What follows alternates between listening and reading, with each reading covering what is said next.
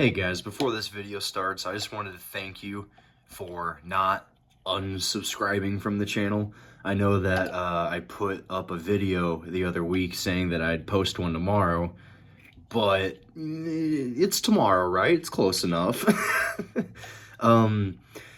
Hopefully this kind of makes up for it a little bit. I talk about why I collect coins and why I got into it all and recent purchases and just kind of more about me so you guys can figure out that I'm just out here with the rest of you just trying to survive the current economy and all this inflation BS.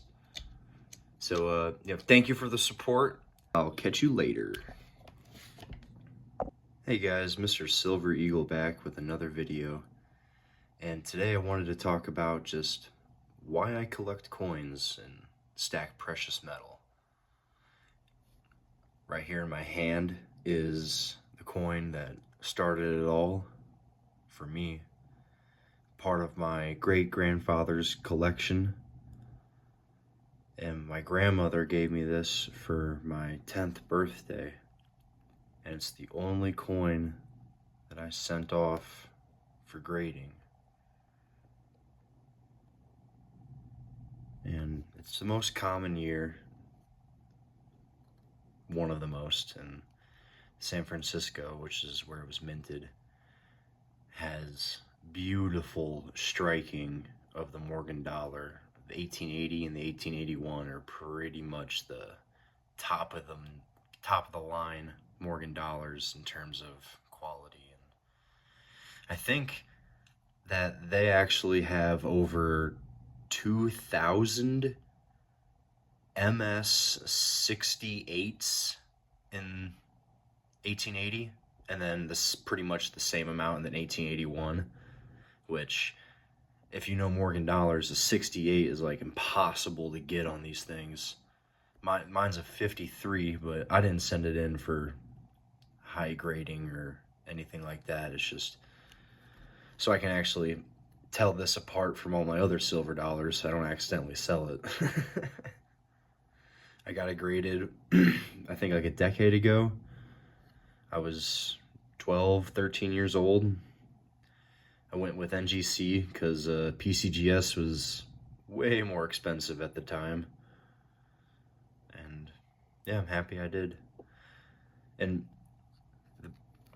the grading sheet is a little bit warped, Plastic's been moved around a lot, and I'm sure being in the basement didn't do it any justice to it. So I'm gonna get it like regraded from a different company, reholdered, and then that way it'll look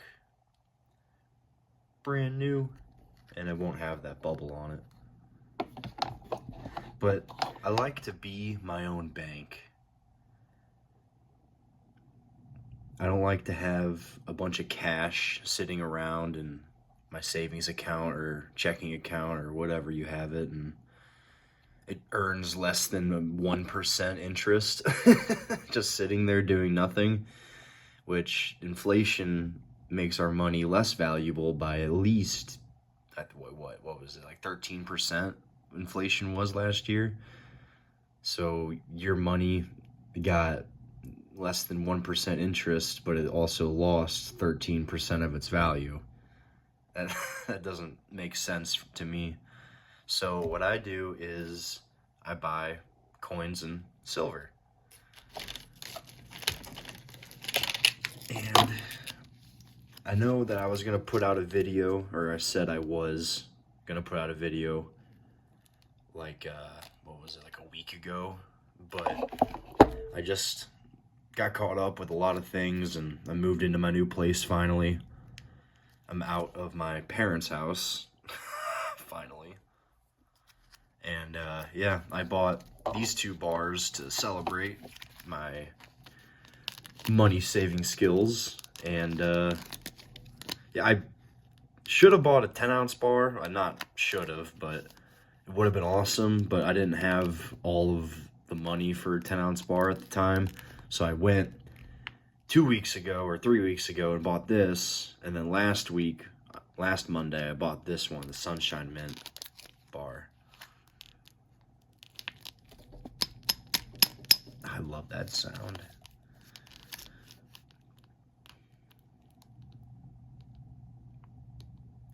And a buddy of mine, actually, fellow coin collector, he said that he bought his first ounce of gold a couple weeks ago whenever gold was at 2,400 or whatever.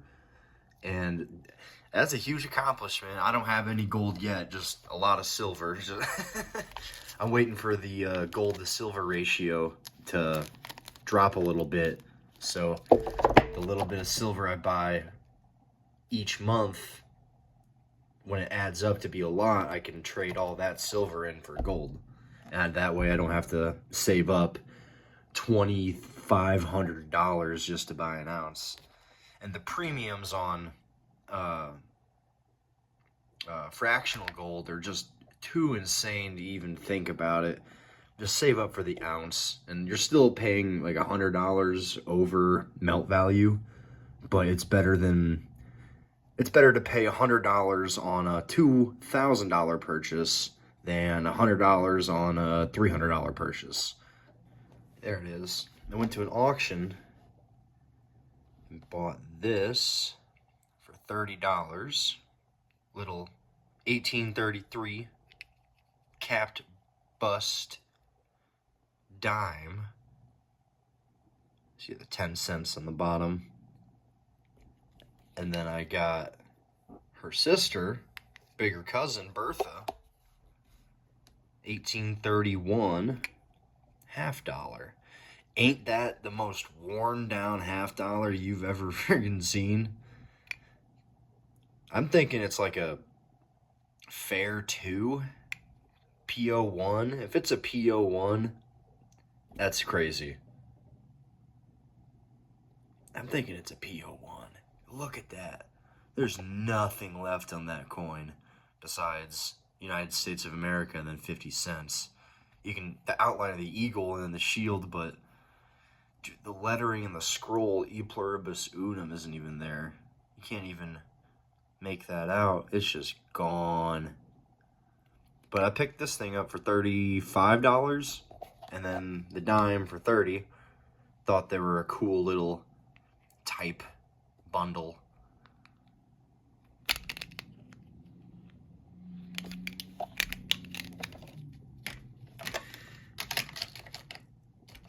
And go back, talk about my grandpa's coin that started my collection. This is my first coin that I collected. This is part of his collection, but then I found this in my pocket change from Rule King when I was just a wee laddie. I mean, imagine 1910. And I ain't ever selling these two coins. They're going to go to the grave with me or pass down to anyone in my family who's interested enough to collect.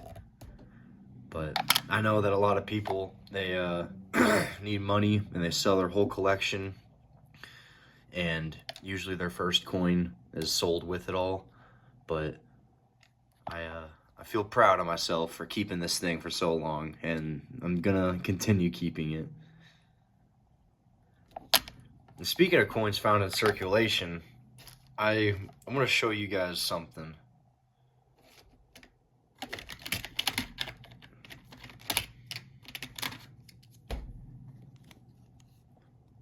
I found, not this one, but this one in my pocket change too. Oh, here it is. Found this in my buddy's change in his truck. Uncirculated. I mean, there's a big old fingerprint on it, but holy smokes. And that goes to show, I mean, you might not find silver every time you look in your pocket change, but these wheat cents, I know I have a whole roll of wheat pennies that I've found in circulation. whole roll. So they're out there. I mean, you're only worth like a couple of cents a piece, but it's still more than their face value. And 50 in a tube adds up. You could have a couple bucks just in 50 cents.